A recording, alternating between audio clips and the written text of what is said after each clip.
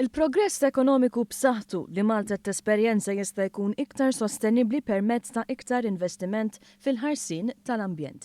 Saħaq dan iċ-chairperson tal-Kumitat Parlamentari għall-Affarijiet Ekonomiċi Silvio Xkembri meta mexxa Konferenza Ewropea ta' Chairpersons għall-Affarijiet Ekonomiċi u Ambjentali fejn kienu diskussa oqsma ekonomiċi brabta diretta mal-ambjent u t-tibdil fil-klima.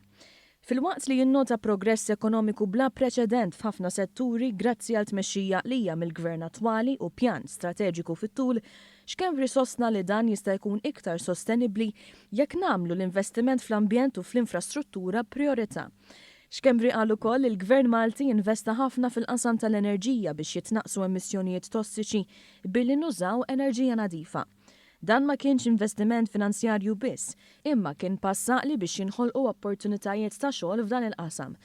Waqt din il-konferenza saru preżentazzjonijiet tekniċi oħra minn esperti fis-settur finanzjarju u ambjentali. Fost kelliema oħra kien hemm Philip von Brogdorf, kap tad-Dipartiment tal-Ekonomija fl-Università ta' Malta, u l-Professur Simon Borġ, l-Ambaxxatriċi għal Malta dwar it-tibdil fil-klima.